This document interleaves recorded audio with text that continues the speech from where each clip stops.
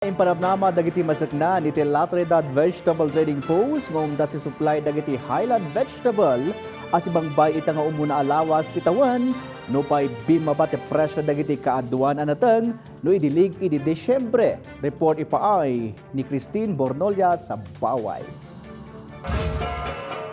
Idi na palabas atawan, agarup amin na klase ti highland vegetables tingi mato ti presyo na. Adapay dagiti natenga nagbalin a doble ken triple ti presyo na. Kas iti Baguio beans adimanon iti 300 to 350 pesos tunggal kilo. May sa arason, gaputa indiman dagitoy anateng no holiday season, akang runaan naraman kadagiti mailutluto at araon.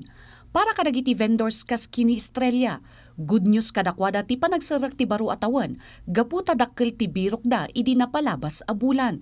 Kinunana ang makabawi dati birok no peak season wenno holiday season, gaputa adu at turista ti sumangsang at iti Benguet. Ngam itaabulan mat, bimmaba ti presyo ti agarup amin a highland vegetables. Bali tapos na ang peak season kasi ngayong nagsimula na yung January, medyo bumaban ma'am. Kasi mga turista madalang nang umakyat.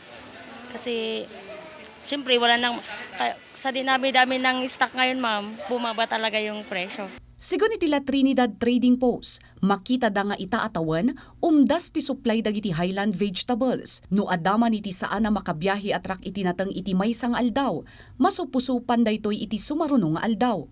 I believe sufficient naman for the whole year kasi naman ang ating mga pananim is, pananim ng mga farmers actually is whole year naman yan. May cycle lang na tuwing summer, may mga areas na nagkukulang ng tubig or mga patubig ng mga pananim, but generally maski naman summer in some areas ng province, munisipyo ng province ng ng Benguet, may mga farmers pa din naman na nagdadala ng kanilang gulay.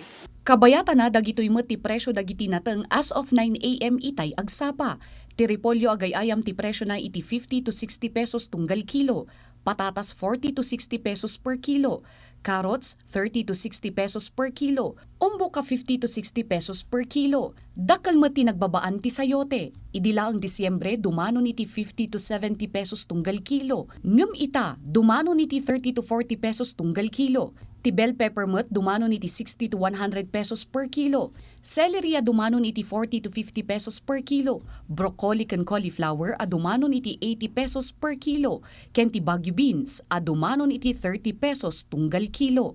Sigon iti Trinidad Trading Post, inoras a mabalbaliwan ti presyo dagiti nateng, depende iti presyo dagiti pag-alalaanda a mannalon. Christine Bornolia sa Baway, para iti Pambansang TV, iti Baro a Pilipinas.